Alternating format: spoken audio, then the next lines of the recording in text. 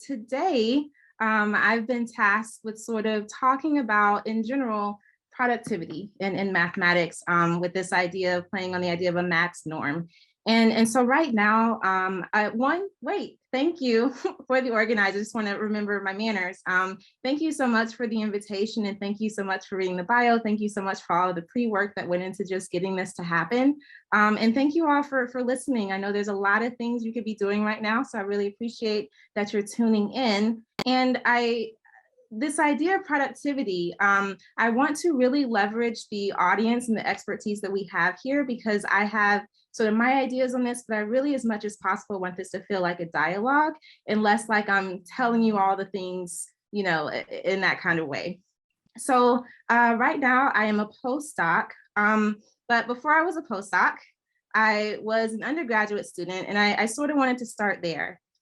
Because there's been sort of a very long journey that I've taken from that version of myself mathematically to what you see in front of you right now. So this was sort of hinted at in the bio that was just read, but I declared my math major super late. The reason for this is that I was in a magnet program in high school, and I was kicked out my freshman year for not getting good grades in statistics, and so in chemistry. And so I kind of had this in geometry. And so I kind of had this idea that I just wasn't good at math, right? Like I loved it, but did it love me back? That was the question. And so when I started college, I was a pre-med major because I was told that I was smart, so I should be a doctor. So I was like, okay, and that's what I did. It turned out that to be a pre-med major, you had to take math for biology or calc for bio majors. And I ended up tutoring calculus for biology majors after I took that course. I actually ended up meeting my husband, you know, through those tutoring study groups. But over the years, I got to a point where this was the highlight of my week, was teaching. And I wanted to know, is there a way that I can combine this passion of math, this love for teaching it, into something that could reasonably make me money someday? So I decided to take a leap of faith, and I changed my major to math the second semester of my junior year. So this time I had to take calculus for, I guess, real math majors, not calc for bio, since there are all these separate courses. And by doing that, I sort of entered this path into mathematics that was very isolated. So I didn't realize that there were events going on. So I didn't attend any math clubs. I didn't study with anyone ever, like for the entirety of undergrad. I just did it all alone. I did go to office hours, but like, I don't know if you can relate to this, but sometimes there was that moment where I was like, yeah, I'm not getting it. And so I just say, oh yeah, okay. And then just leave and go about my way. And so I didn't get as much out of them as I could have if I had been more comfortable being honest. And because I declared my major so late, I basically took exact number of classes I needed to get the degree. So I didn't take analysis. I just exactly what I needed to turn what was called the degree apex green. And so when I applied for graduate schools, it didn't go great, right? Because I was going at it alone. So I was getting letters of recommendations from, you know, my upper bound tutors. Just I didn't get in anywhere for a PhD. And then for master's programs, I was accepted into one program with funding, but then a week after I graduated, they emailed me to say that they had lost funding for their master's program, and so they were canceling it. So if you are anything like me, who's very like tries to construct some sort of future path, to do all of that and then to end up with like no trajectory was really like, it was really sad. So what I did was I reached out to schools sort of in my radius and was like, okay, maybe I can take some classes post-bac, try again next year. And one of the schools that I reached out to actually responded with, do you want an assistantship? We still have some available. And this is in like June. So that's what I ended up doing. So I ended up getting a master's, and then I applied for grad school again. This time it went a little better, but still only got into one school with funding. But this time, the University of Iowa did not shut down their PhD program. And so I ended up going there to get my degree. So all this to say, there are a lot of things I didn't do as an undergrad that I wish I had done that I'd like to sort of touch on today through a variety of different scenarios. But first, I want to sort of just like warm us up to like chatting about these things. And so this is a talk about productivity, right? And so we need to kind of start off on the same wavelength, start off with the same framework of what we mean when we talk about productivity in mathematics. Like, is it different than regular productivity? What goes into it? What are the factors? And so, so I have like two things I'd like you to find. We're going to get into breakout groups. So the first is to pick a date amongst the 3 members of your group. So it could be today's date, it could be your birthday, like what you see here on the prompt, and just come up with a mathematical definition. This is just something kind of silly to get the conversation flowing. I'd also like you to, let's see, I can write here. Let's see how this goes. And then because, we want to be humanistic, talk to people, tell them your name and where you're at. Can you all see that I just wrote name? Okay, so where you're at, like in the world, I suppose, and in school. And then a definition 1, right, related to this. And then another definition related to mathematical productivity. Like, what does it mean? So this is a task. And I just, once again, I want you guys to get used to sort of chatting about this throughout the talk. So here's just our first icebreaker. So can we start the breakout rooms now? And the goal is for students to end up in breakout rooms with students and faculty to end up with faculty and or staff. So I would consider myself faculty staff just because I'm no longer in school. All right, so I think that everyone is back. So welcome back. So I think there were 4 groups, and I should have said this before, but the way it'll work is if you could next time just identify 2 people or 1 person to sort of represent the group when we sort of, decompress as a team. But does any group want to volunteer? Not every group has to go with just maybe a fun example of a mathematical definition they came up with, given the dates. And you can just type this in the chat or you can unmute yourself.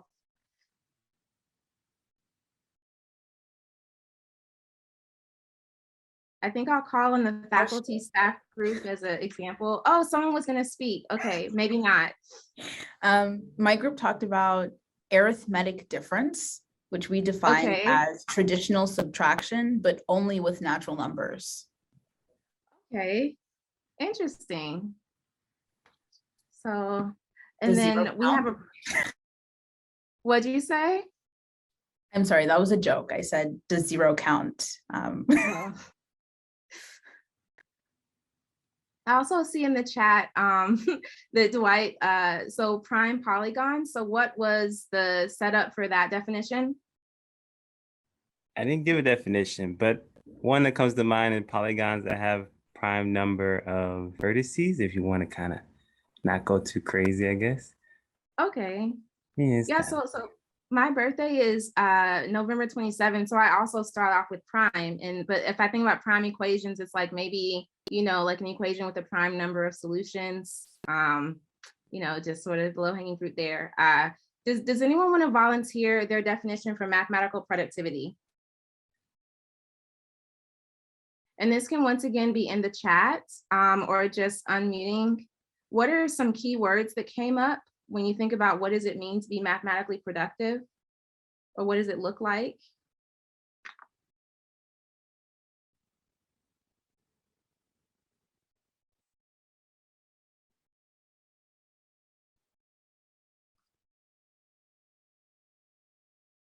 And it could be that maybe you didn't get that far. But let's see. Someone say talked about different tasks involved. So, okay, so to be mathematically productive, there's a lot of reading, writing, teaching, etc. Okay. Did anyone else have any ideas about what it might look like to be mathematically productive?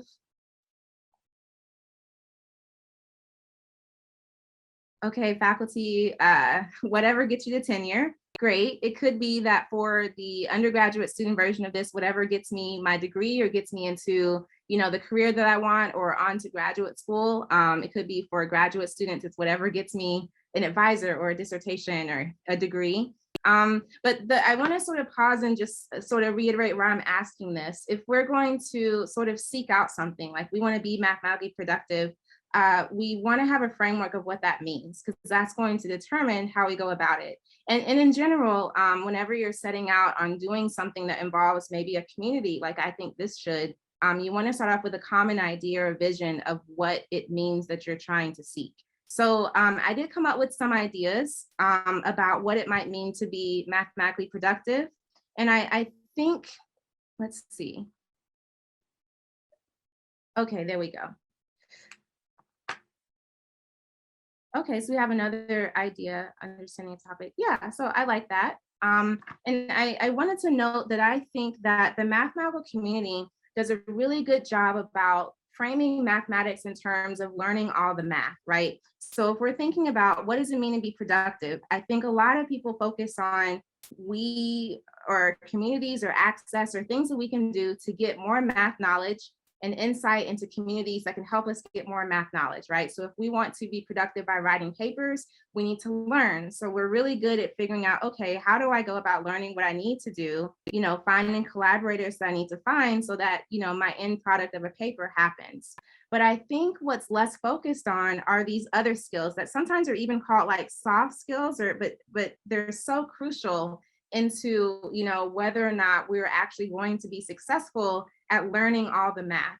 And so what I really want to reiterate is that there's a lot of stuff, right? Like a lot of stuff that can come up that can actively work for or against how productive we assess that we're able to be.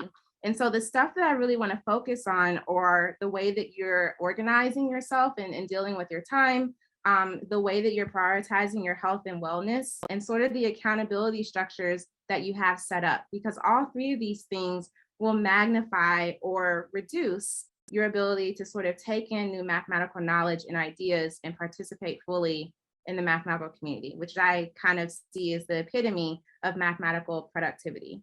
So this is sort of the framework that I'm operating under. There are these 4 things that are really key to being productive, and I think we're really good at number 1. And so I decided to sort of come up with a theme for what we mean by mathematical insight and knowledge. And I just sort of came up with a list of things that I think help with that, with a hashtag math so hard. I don't think this is a hashtag. I've only been on Twitter a year, so I often, you know, misuse the terms. But basically, these are things that I've sort of crowdsourced and talked to other people about. What does it mean to be like mathing good? Like, what are the things that need to be in place for us to really learn and learn deeply? So if I'm thinking about the things I didn't do as an undergrad, right? This is where a lot of this advice is coming from for me personally, is that I don't think I really got a chance to know my textbooks. So for me, I would look at the assignments and then I would maybe reference within the textbook what was necessary that I perceived to get to do certain questions. I didn't really, I didn't understand how to sort of read to learn a mathematical book, which, you know, I eventually learned in graduate school, I guess, when I learned how to read papers, I guess, still working on that one. And so, you know, thinking about doing a lot of practice problems, asking a lot of questions, these are all ideas I think that are really comfortable. I did mention like going to office hours. This falls into this idea of seeking help, seeking a community, taking time to learn about career options in math. This is something I didn't do as an undergrad. I thought I'll be a professor. I didn't think about all the other things that I could do. If I was interested in industry, what should I be doing over the summer, maybe in terms of internships to get there? And then this one, giving myself time to sit, not set, sit with math problems. This was a really good suggestion from Twitter, where it's like you get a problem set and you look at the questions and sort of think about, what do I kind of already have ideas about? Let me write that down. And what do I have no clue about?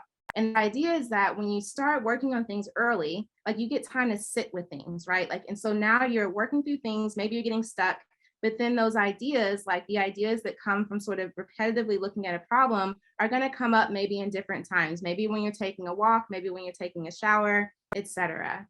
But the theme of this is, when we're trying to learn math, what are the things we should be doing? And so I'm really curious, what do you feel is left off here? Because I didn't include everything. So does anyone have any suggestions about something else that they think is really important when you're trying to learn math? I was trying to think about this from an undergraduate perspective, but I'm certainly open to any from any perspective in general. A good workspace. And then someone, you know, saying it's really important to be emotionally healthy. So I do want to talk about that a lot at the tail end of the talk. A good workspace, I think that would go into establishing a routine. So for me, I just kind of did stuff when I was a student. Like I had a problem set and then I just do it. There was no, this is my math time. Things just sort of happened. And so I think establishing a routine has been something that's been really helpful for me as a postdoc. And I know that I did not have one as an undergrad. My routine was sort of just centered around whatever my to-dos were with respect to my class schedule and my extracurriculars. I love someone saying being open to making lots and lots of mistakes. I think even, reviewing the mistakes that show up in assessments is really helpful. And my hope is that you have instructors and even classmates who can help you unpack that feedback in a constructive manner so that you can grow. So these are just some ideas about what we can do to set up ourselves to learn math better. And so I want to start next with a scenario. And we're going to go back into the breakout room to talk about this, except we're only going to do it for 3 minutes this time. Okay, and so this is intended to be pretty vague, right? Like there's a student, they have a take-home test over spring break in abstract algebra, but they've already made travel plans for the entire break, which includes participating in a family wedding.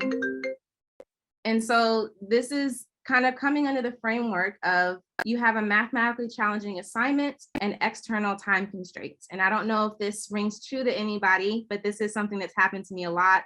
So I'll let you guys go into breakout groups just to sort of talk about what do you do when you're in situations like this, or what do you think this student should do to sort of maximize productivity with regards to this exam. So I'll pause again. I think we'll and let you guys go into breakout groups, and then we'll come back and chat about this briefly.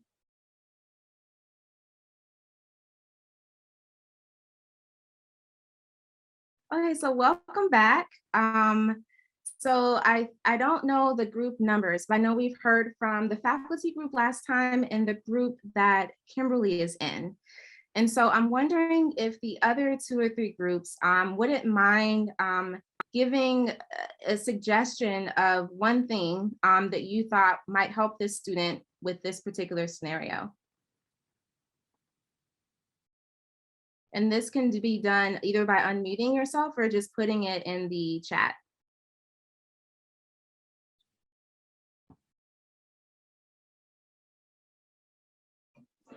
I can talk about it.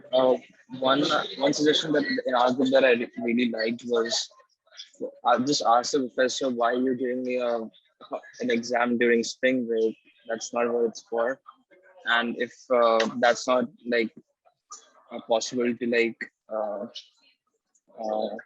it's not possible to address, then maybe find a spot somewhere away from the wedding so that you can focus on it, and maybe wake up an hour or 2 early during the day and have some times separated for to focus on the exam. Okay, so I was paraphrasing as you write. So I wrote 1 based on your first sentiment is advocate for an extension.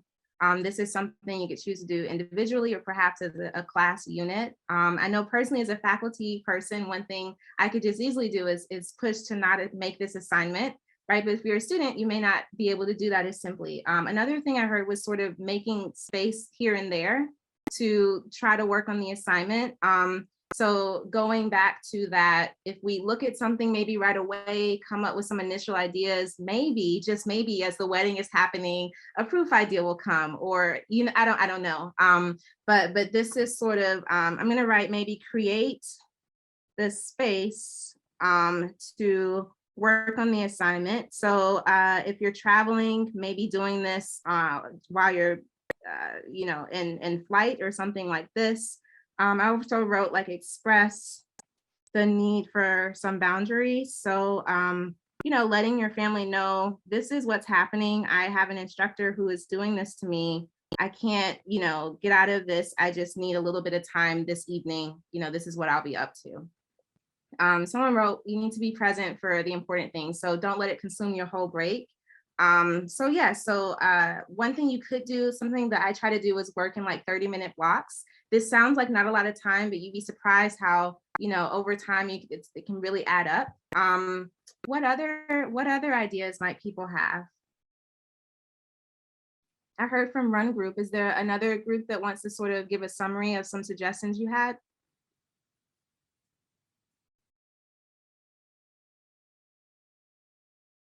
And this can be in the chat or just by unmuting.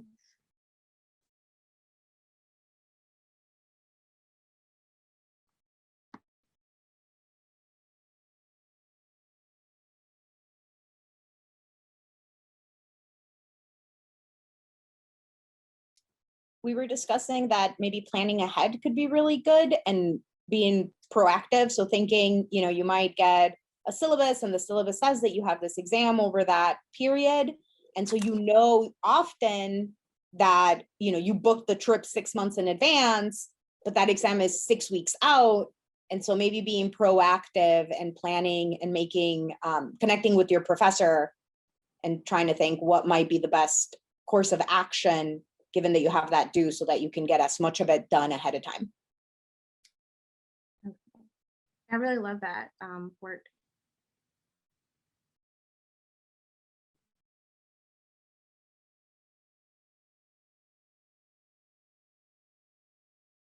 So this scenario is mine, and I'll share a little bit of context for what is happening. So I got married over spring break of 2015. So this was March 14th, 2015. So this was the ultimate Pi Day, right? Like, we did a dance at like 9:26. We got married at 3:14:15, like so exciting. We had a midterm, right? This is my second year of grad school. We had a take home midterm in abstract algebra.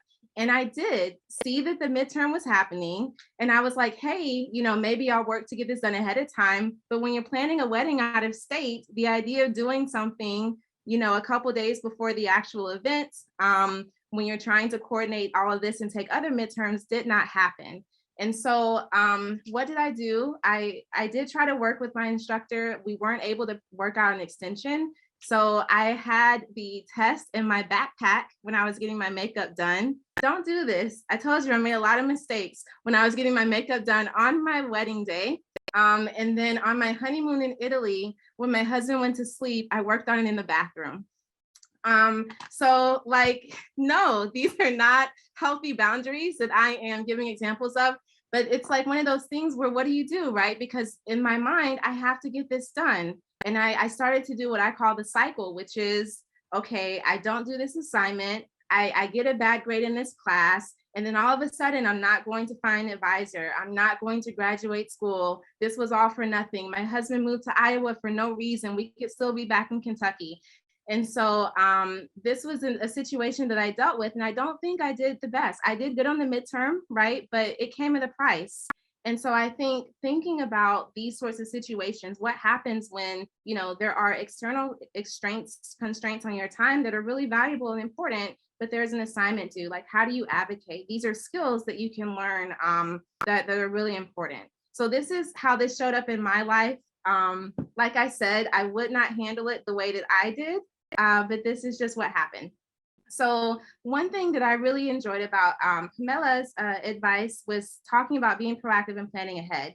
And so I wanted to share this idea about strategic planning, because this is something I, once again, have gotten a lot better at as a postdoc, but not as a undergraduate and even really as a graduate student. And so I just want to outline the steps of what it means for me to be doing strategic planning. And I'm doing a hashtag, no, this is an @ right? For NCFDD. So this is the National Center for Faculty Development and Diversity. And so this is something that is actually free to a lot of host institutions. And what they do is a lot of professional development for students and faculty. And so learning how to strategic plan is something I've learned through their platform. And I'm just reiterating the steps from a program that I did. So the first step of strategic planning is just listing out your goals. Like, you have a time period coming up, maybe it's a year, maybe it's a semester. Like, what do you want to get done? And those goals, I think, should be both mathematical and as a person, right? And the things that you put on goals aren't, finish homework. It's what is it that what habits do you want to be developing? What is it that you want to learn? What are the things that no one's really going to hold you accountable for? So like as a faculty member, I'm expected to do research, but no one's going to check in on me every day and say, how's the paper going? How's the reading going? Have you summarized that article? But like things that already have accountability, like teaching, I can't just not show up to my classes. Those I don't need to maybe make as many explicit goals for. But for a teaching goal, it would be teach a specific way, not show up to class. So just an example of what I mean by listing goals. And then for each goal, I want to make an action step. So how am I actually going to accomplish this? So if my goal is to learn data science, whoa, like how do I unpack that? What does that actually mean? If my goal is to, apply to graduate school, like, okay, but like, what do I need to actually do for that to happen? And then once I figure that out, once I outline my action steps, I want to map those steps onto some kind of schedule, like an actual physical calendar with days and times where this is where these things are going to happen and when. So these parts of this, right, like this sort of, it makes up the strategic plan part. And I think, I don't know where that N came from. So strategic plan. And then what do you do? Like you've made out goals, and I don't know if you're like me. Sometimes I list out goals and I feel really great. Like I've proclaimed into the universe what I want to do. And I've even gone so far as like break it down. And then wherever that little piece of paper is, sometimes it just ends up hanging out and I move on with my life. I never come back to it. No one knows what I was supposed to be doing. And I certainly don't follow up. So this is where you really need to create action steps and accountability, right? So this using a planner system to sort of keep track of your daily and weekly goals, setting recurring meetings to assist with this. This is like an accountability piece that's really important. Let's see, maybe I'll just do this one up here, accountability. So those two things together, right? So we talked about like we want to increase our math knowledge, but a good way to do that is by planning strategically and then building in accountability for any sort of plans that we're making, right? Like we actually build it in. We don't hope that it'll happen or dream, because oftentimes we just get busy. We build it in. So what does this look like for me? I want to show you an actual example. So this is my strategic plan for this semester. And so I had, and one thing I will say is that I tend to overdo it, right? And when I make it out, I'm like, look, y'all, at the end of this semester, I'm gonna have accomplished so much. I'm gonna like have performed my personal goals. It's like, I'm a whole mood, I'm excited. And then life hits, right? These external things happen, these things that take up our time. And that's like, oh crap, like, what do I do? And so, for instance, I am supervising a math history project. This has turned into a thing of which I did not expect, right? So you take on a task and then quickly it kind of becomes much bigger than you thought it might have been initially, right? I said I wanted to learn data science. What does that even mean? I'm supposed to be doing background readings to prepare for my new fellowship. And oh yeah, there was like other research that was happening before. So let's like maintain those collaborations. And then I want to start meditating. I don't want to stop working out, and I'm going to start a hair lock journey. So for those unfamiliar, it just means I'm going to be getting little micro dreadlocks at the end of next week. But so here are the personal goals I set for myself, and they're based on, this is one of my favorite movies. It is just really inspirational. It's Into the Spider-Verse. The graphics and visuals are really dynamic. It's really unique. And it's a really good like tale if you're like struggling to make a leap and not believing in yourself. Just watch it. And so this is what the action steps look like, right? So for each goal, I actually sat down and was like, what do I need to do for this to happen? So for instance, when I said I want to learn data science, there's a whole lot of certificates you can get, et cetera. I realized that there's an institute right here at Ohio State where the whole point is to teach PhDs data science for industry jobs. So I was like, maybe I should apply for this, right? I'll apply for this and then I'll just learn what they tell me to learn and then I'll go from there. And then when it came to, I want to do something different to my hair, I need to reach out and find people who do that hairstyle in Ohio. I need to find support groups because I'm starting something, but like, once I get rid of that initial energy, I may want to stop it. So I need people who can help me out. And then I need to set up an appointment to actually get it done to my hair and then follow-ups to see how it's going. So this is sort of what it looks like. And this is what's actually happened. So no longer doing these meetings got to be too much. No longer doing these meetings. Those are moved to spring because it just got to be too much, right? Pick papers, one paper, and that's the one I've been focusing on. And so the point is that whenever you create these more comprehensive plans, they are living, breathing documents, right? They're not meant to be static or fixed. You adjust them as time goes on. And so what I did, and this isn't, I didn't put this in the slides, but I actually made out a list of every single week of the semester and when I'm going to do what thing, which week. So at the beginning of each week, I'm like, okay, this is what I'm supposed to be working on this week. Okay. And then if we go back to, having a planner system, I have a planner, a day designer planner that's actually paper planner that I write in. And this keeps track of all the other stuff that's not my goals, right? Like meetings, seminars, etc. And then I have accountability groups that I built into my schedule. So I meet online with someone virtually with a group of other instructors at the university here, and we do it for 2 hours on Friday. I log in at the beginning for like the first 15 minutes. We talk about what we're going to work on, how we've been, and then we log off for an hour and 30 minutes. And then we come back in the last 15 minutes and see how it went. So some days I'm like, man, I made so much progress in this article. And some days I'm like, there was a Twitter argument, and we just sort of are real like that. But it's nice to have built-in accountability to where I know this time each week, this is when I'm going to be working on this. I also work in 30-minute blocks, right, in the morning before I go to the gym. So from 6:15 to like 6:45 every day, I'm like doing some sort of reading or something just to sort of start the day off with like math on my mind. So all this to say that I have this system and I think it works really well, but it doesn't have to be the system that you adopt. And that's perfectly fine. So if you want to reach out after the talk with like some ideas or suggestions, I have a lot of different things that I do to try to hold myself accountable. But the point is that there are people in this room, well, I guess this virtual space, that have their own systems that I think are really important and valuable. And like, you have to take into account who you are, right? And so for me, like saying that, I wake up at this time and then I go meet with my trainer, like there's a lot of kind of privilege seeping in here. Just the fact that I'm not teaching this semester, I have extra time to like sleep in a little bit longer. Like my system may not be set up for your life right now, but you know what's going on. And so you want to make a system that fits in, and you want to make a system that doesn't start off on the onset stretching you as thin as possible. So this is another sort of like, I guess, check-in without having to go to the breakout rooms. But I wonder if anyone else has had success with either apps or I don't know, just like strategies for task or time management for learning math. Like I've sort of laid out I create a plan and then action steps, and then I have a paper calendar. Are there any things that anyone on this call uses that they think are really cool as well? Maybe any apps, or I'm saying app because like I assume that younger people are more apt with technology. I was not. But yeah, I just wanted to see if there were any suggestions that people had.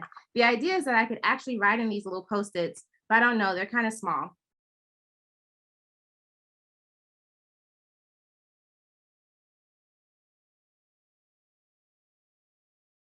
Oh, so what is the Pomodoro method?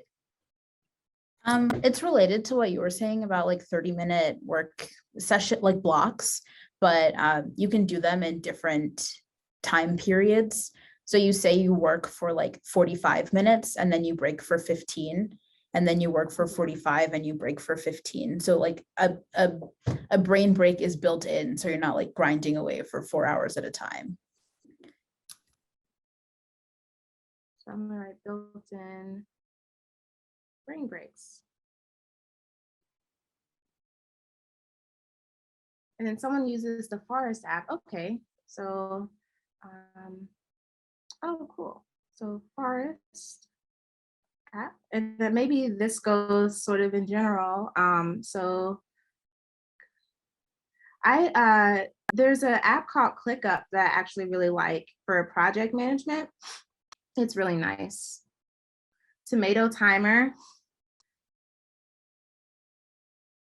So I'm sort of like I have a actual hourglass on my desk that's 30 minutes. And this is sort of really, and it fits the vibe of the paper planner as well. I like a lot of things that don't require me to be like doing anything digital, lots of Post-its and stuff. And then for Math So Hard, what I mean by that is like, what sort of communities are you plugged into that can like help you figure it out? So virtually, I think people are getting a lot better at sort of creating digital resources, right? But I know like for me, like there's like YouTube channels that I actually find really helpful, because it's one thing to sort of work through a textbook or a paper. It's another thing to sort of zoom out and just find like a very introductory level introduction to something, and then zoom back into whatever technical thing you've been looking at. So what about goal setting? Are there any like suggestions for like goal setting systems or ways to stay accountable with your goals? Like, who do you tell your goals to once they're all written up and out there? Okay, everyone who will listen. Tell everyone. So why is that helpful? Because if I don't, then I will, well, I don't literally tell like someone walking down the street, but just like, I feel it helps me to be accountable, and I'm just a really chatty person in general. So just because then people want to ask me, and then I can't be like, oh, I just ditched it. Am I making sense? Yeah, no, I mean, I feel like it's like one of the, I don't know, I feel like there's a lot of research that says like, if you're starting off on a new task or something, the more accountability you have, the more likely you are to be successful. I like the recently changing my Twitter handle. Sometimes I do have to sort of just unplug if I find that I'm doing more, you know, socializing than learning on particular social media apps. So yeah, so the point that I want to reiterate is that I've shared a little bit of my system, but you really want to find one and make it your own that takes into account who you are, right? And so that's really important. So I have another scenario, but due to time, I won't sort of move you back into the groups. Hopefully we can just sort of think about this out loud. But here's a situation. So we have another student is participating in a new math seminar. This seminar is student-led. So when there's not external speakers, the students just run it. And the first day, the student is overwhelmed by the pacing and the style of the seminar, which includes picking a math problem and working through it out loud for 50 minutes as a group. So I think that this is maybe a fairly common situation. The student is navigating a new mathematical setting, right? And so it's like, how do I fit into this seminar? This could be similar to how do I fit into this new math club that I'd like to join? You know, they're doing things at a pace that I'm not sure I'm comfortable with initially. So like, how do you set yourself up where you're in a situation that can help you mathematically, but maybe you don't feel comfortable contributing, or maybe you don't feel comfortable speaking up, or maybe you don't feel comfortable with the other people? Like, what do you do then? What sort of advice would you have for this particular student? Is there anything that just sort of comes to mind off the top of anyone's head? So what do you mean by crowd accountability? Oh, that was for a different, let's see. So write down 3 words you don't recognize, look up the definitions later. So I'm gonna move to sort of a check-in. So write down. So this is sort of, okay, there's a lot happening that you don't understand, but you hear keywords, you hear key phrases and ideas. Let's write them down and then come back with those things known next time, and maybe it'll be a little bit better. Any other suggestions for navigating new mathematical settings where you may find yourself overwhelmed initially?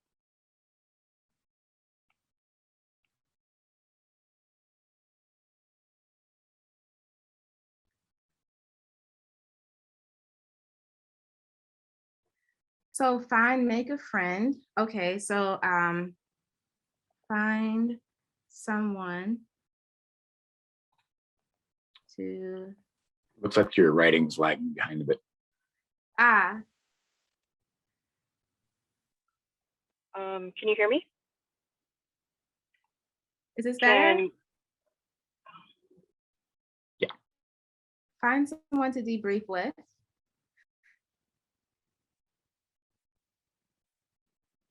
Who you're comfortable with. Does anyone have a third thing we can add? Hello, can you all hear me? Yes. Okay, cool. I was thinking maybe just acknowledge that you are feeling uncomfortable. I guess that's something I've learned. Like just try to accept that it's okay to feel uncomfortable, like it's a new setting and it's unfamiliar. Maybe you feel uncomfortable. Acceptance goes a long way sometimes. No, I really love that. Thank you. And just it's sort of sitting with the discomfort and maybe unpacking where is it coming from and what you then do like 1 and 2 to sort of address it, but not necessarily viewing this as like a bad thing, because whenever you're in a new situation, you're often uncomfortable, right? So it's okay to just sit with that and then think about how you can do and work to make this sort of work out a little bit better. So to stay on brand, this is also a scenario for myself, but it's from my postdoc. I didn't do a good job again. So this is from my first year as my postdoc. And so I went to a seminar where the people in the seminar had been working on a problem, right? So this was something that had been ongoing for maybe a year. And they just, whenever there wasn't a speaker, they pulled it back out and started to sort of do the things.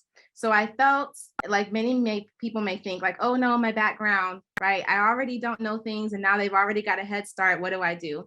And so what did I do? I sat there in silence for an entire calendar year. Like, I kid you not, like I went to a seminar and I was just like this. And like, I did the obligatory head nods, and sometimes I like add kind of a comment that sounded pseudo intelligent, but I didn't know what to do. So there was a person that I made friends with in the group who I knew all I had to do is say, hey, I'm a little unfamiliar with these concepts. Like, can you bring me up to speed?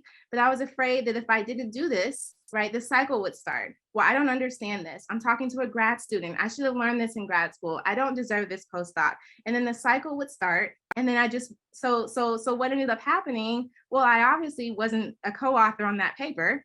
But more importantly, like I lost out on an opportunity to really confront some discomfort, because at that point, it wasn't so much that I didn't think I could keep up mathematically, but I was psyching myself out because I was like, I don't belong here. What do I do? If I speak up, it's just going to like confirm what they may already be thinking about me. Okay. And so this sort of leads into like this last part, which is actually the most important part. So I don't know why I saved it for last. But this idea of health and wellness and how it plays into our mathematical productivity. So I just put out like a lot of general tips, but the main idea is this: there's a lot of stuff that comes up sometimes when we get stuck mathematically. So if we are working on a problem, if we're in a group of people, how we feel we belong and contribute taps into a lot of our insecurities, taps into our sense of belonging, and can just tap into a lot of like our unresolved issues in general. And so if that's all that's happening, right, if you ask me a question and instead of thinking about the mathematical answer, I'm unpacking all the reasons I don't think I should even be in the room to answer the question in the first place, like we're not going to get anywhere. And so finding ways to address this, to put yourself and learn how to like address the anxieties that come up, right? And giving yourself a chance to approach this from a very healthy and like happy demeanor. So what that looked like for me was finding the therapist. So in graduate school, we actually had really good health insurance as grad students. We got 50 sessions a year paid for by the grad insurance. So that was wonderful. I recognize that is not common, but like I was up on Dr. Burke's couch all the time and we worked through so much together and it was really helpful. I did not sleep 7 to 8 hours a night as a graduate student, but I sleep all the time right now and no one can stop me. I didn't have good eating habits, and that like all these things affect like your nutrition, your sleep. Like when you're physically not well, like it affects the way that you're like your ability to really think. It can make you feel sluggish, like and the thing is, when it comes to physical activity, this is not about like being cute.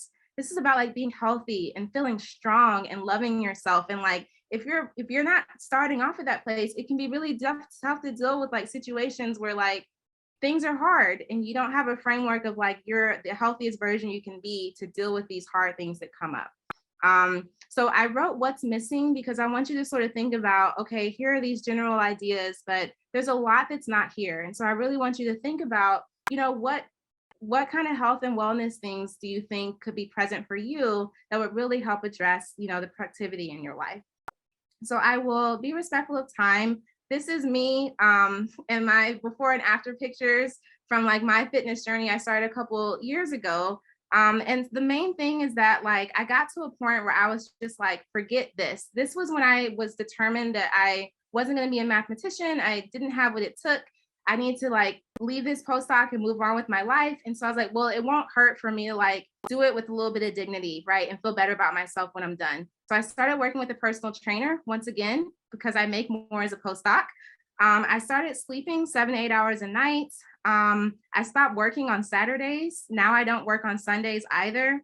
I started scheduling time to check in with my friends and family. And I found like doctors and stuff to like help me with all the things and keep that in track. And I realized that like, even this wasn't easy. Like before I did this, I found this little video of myself crying because I hadn't lost weight in 3 months. My husband was like, don't share that. The internet is forever. So I decided to just share this image instead. But the point is like, for every journey that you see, like you don't always see the stuff, right? The stuff that says, I don't belong in the gym. So now that stuff is coming up here too, right? I'm not going to be able to achieve these goals. I don't have the time. There's no way I'm going to be able to sleep 8 hours a night. Like you are tripping. I have too much to do. But then the question is, what kind of life do you have where you reject sleep, right? Like, I don't know if it's one that I wanted. It's not sustainable long term.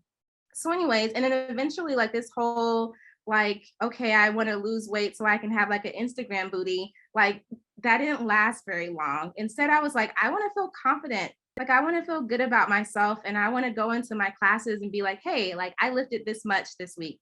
And the main thing is that I started doing things because I like them. So I think initial motivation for a lot of new tasks and journeys will only go so far. Eventually, those things have to become part of your routine because you actually enjoy them a little bit. It's just like math, like we enjoy it. There's times when maybe we don't, but I hope that at your core, you actually really do enjoy and love mathematics.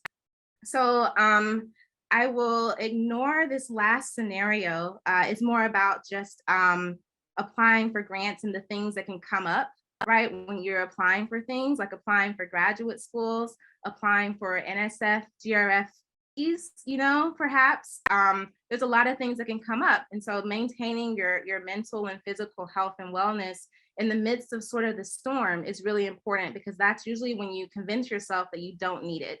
And that's usually when you need it the most. Okay. So I wanted to sort of put some things out here for accountability. And then lastly, I just wanted to make sure you had a chance to think about something that you're actively going through. I don't want to presume, but I know for me personally, there are some things that I'm really working on that I want to increase or improve upon for my mathematical productivity. So I really like this question, one day or day one. So if you think about like, what's something you're actually going through that's like impeding your math productivity. So like for me, I'll share, it's like, I'm struggling with this data science stuff. It's like a lot of new things happening. In commutative ring theory, we do not use computers. We're not the Macaulay people. So this is something that's very new. And I haven't developed the habits yet to where this is really going to stick if I don't make a change, right? And so I want you to think about something that you could address.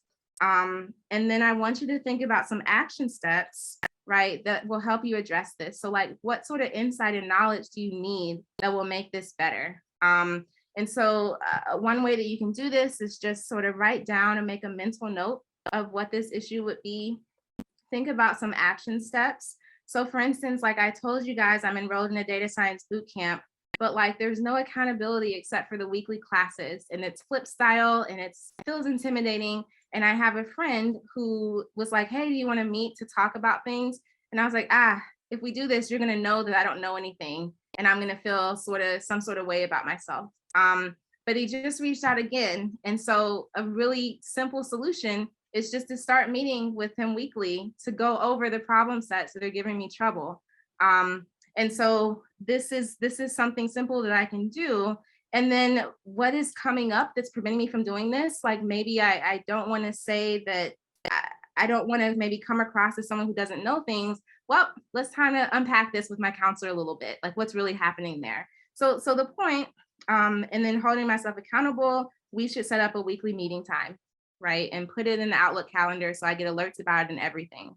And so the point that I want to reiterate here is that when we think about productivity, it's not just learning something mathematically, it's understanding how do we set up our time and our energy and manage that in such a way that we're giving ourselves the best chance so that when we enter these mathematical spaces, we are ready to learn, like we're rested, we're healthy. And when something comes up that may trigger our stuff, we have like an outlet or a way to deal with it, right? And we're not doing it alone. So I want to end here. And I hope that you do think about one specific thing that you can do, right? And then some specific action steps that you can take, because I promise you, like, things don't change overnight, but little small things can make a big difference over time. And so this can be one day or day one to just do something really small that makes a difference in how you perceive, your overall mathematical productivity is going. So with that, I'll take any questions. I really do appreciate you all tuning in today. It looks like my screen hasn't, there we go. But yeah, I really appreciate your time and your participation. And I'm happy to stay a little bit longer if anyone would like to chat. Thank you, Dr. Edmonds. A round of applause. I heard some things that I didn't know I needed to hear. Thank you. Yeah, so like Dr. Edmonds said, we'll take questions now. You can ask those out loud or in the chat. And in a few minutes, we'll pause the recording in case anyone has other questions.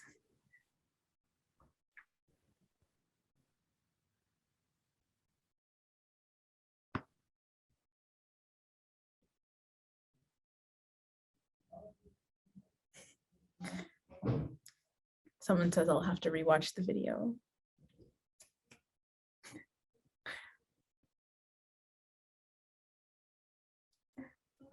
I have a question. You talked about your paper planner, and I have one too. I'm wondering if you have any strategies for, I don't know, like reconciling, that's not the right word, but like keeping track of things that people keep digitally as well as in your paper planner. Like, do you miss things, or how do you not miss things is the question. Well, one, I'm putting my paper planner in the chat. So what I do every week is I have a Sunday meeting with myself. It takes about 30 minutes, and I do the following. So the first thing I do in my Sunday meeting is I write out in my planner all the scheduled meetings that I have. And to do this, I usually just look in my Outlook calendar and my Google Calendar. And so I write, here are all the places I have to be just off top. So I have to go to this seminar. I said I'd meet with this person this day. Like, I put those all in my planner. So that's sort of how I'm looking back to my digital resources or whatnot, because I look at my Outlook and my Google Calendars to do this. And then I write down, like, I look at my strategic plan that I made all those weeks ago, and it's like, what was I supposed to be doing now? And how is that going? And I make like a list of small goals for the week. And then within those small goals, I map them to days. So I'm like, okay, this is the day I want to work on this. This is the day I want to work on that, etc. And so I actually scheduled in like lunch, writing blocks, like 2 or 3 hours of nothing, So I basically every Sunday am writing out like not a very rigid schedule, but like a framework for this is what I'm doing for the week. So when people come at me with all of their requests or all these things, I'm like, I have free time right now, but I said I was going to work on this today. And so no, or sorry, I have a meeting. Technically it's with myself, but I still have a meeting right now, so I can't meet with you. So it really helps to protect my time. And then once again, I integrate sort of my calendars digitally by just every Sunday writing down my recurring meetings, into my paper planner. Thank you. Does anyone else have a question?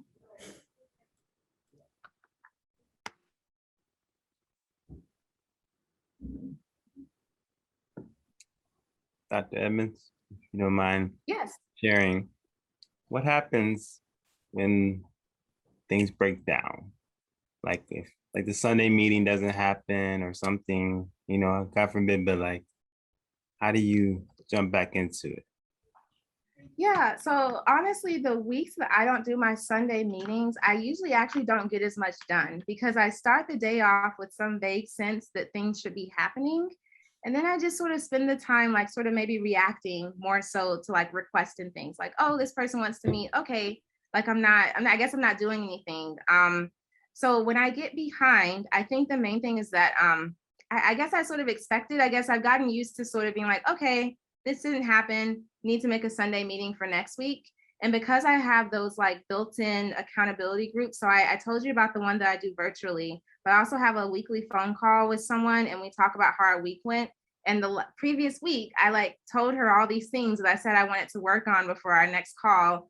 And so it's like, even knowing that that's coming up the next day, I'm like, oh, I said I was going to do this, or even just an hour before, like having those sort of check-ins, like the more people who know that I've expressed, I'm going to do these things, it just really helps. And it also helps to have those people there to say, I didn't get anything done this week. And to remind me that to them, I'm telling them this and they're still like, you're a great person, it'll be okay.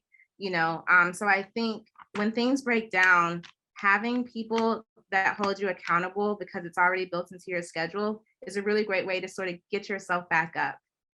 Otherwise, you're just relying on yourself for everything, to make your schedule, to keep to it, to like check in with yourself. And it's just exhausting. So I would just say having built-in accountability has really helped me for the times when I just did not have it together, because at least I had someone to talk to about it.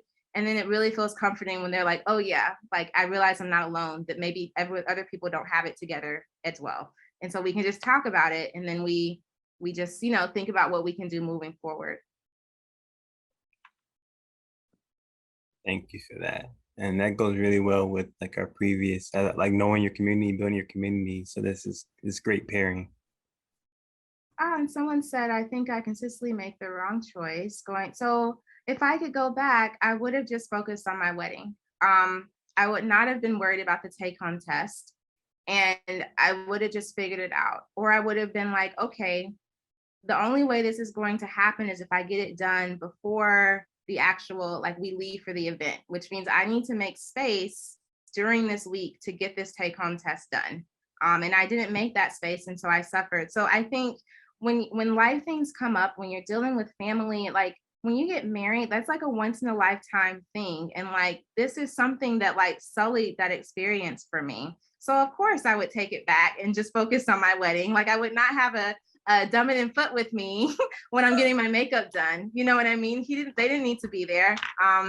So I think it's just really important because at the end of the day, right, we are mathematicians and we love this, but it's just math and it's just a job. Like who we are as people is entirely kind of like distinct from this in our value. And so taking the time to like, especially around family, for my family, they don't like, they know I do math, but they don't know, like they're not gonna be able to help me with the midterm. And so taking the time to be present is really important. And I made mistakes similar to that over and over again in graduate school that have still really bothered me to this day.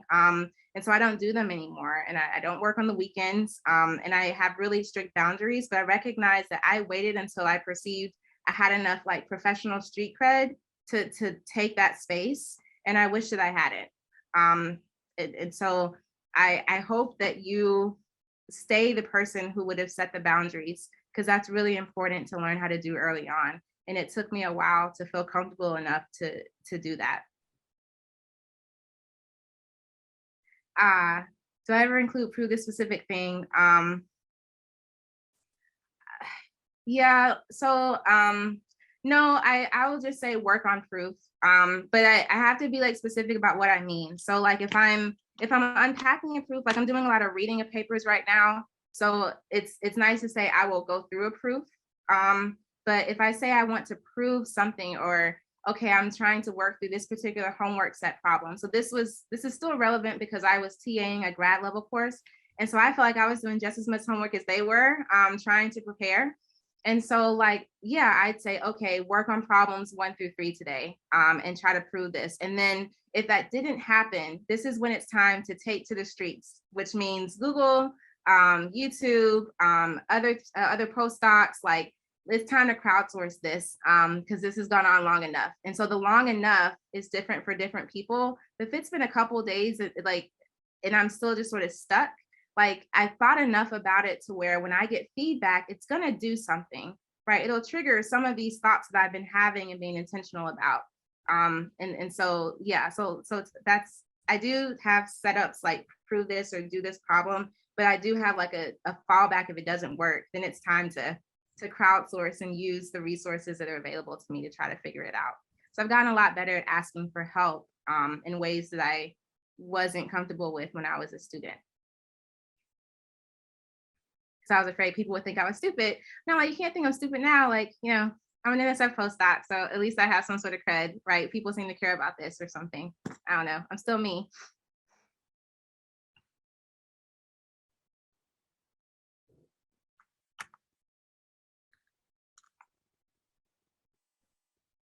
I have one more. Uh-huh. You talked about your goals that you set at the beginning of X period of time. And you talked about those being like living things, so you adjust them. Have you ever been like, that doesn't matter anymore and thrown it away? Or do you just delay them until you think you have like more time? So the goals that I choose for my strategic plan are like, so, and this is something I didn't talk about, is that I spent a lot of time coming up with a mission statement for myself and my career. And then I have like a 5-year plan. So like, I didn't want to hit you with all of it's like a lot, but basically having the 5-year plan and the mission statement sort of make the goals sort of write themselves. So if I'm like, oh, okay, there's this workshop that's coming up in, you know, like 2022 that I'm going to have to apply for in February, I should probably I basically try to think ahead, but you don't need to have a 5-year plan. So to be concise, having a mission statement in particular, and there's a really great AMS article about how to construct one. But basically, it's like my North Star about this is what I value and this is where I want to be spending my time. And so there's nothing on my goals that is not aligned with my mission statement. And once again, my research and writing goals are like mine. So there's a lot of things that I have to do that have nothing to do with like, I have to organize a seminar, I have to send out the announcements, I have to have this meeting. Like there are things that I just have to do. And all those things will get done eventually because they have to. But my research and writing goals, my personal goals, like those will only get done if I really put in place a way to prioritize them throughout the semester. So they don't go away. The most that's happened is that, like I said, I was like, one of mine, like we were canceling our recurring meetings, it just wasn't working. They'll get pushed to another semester.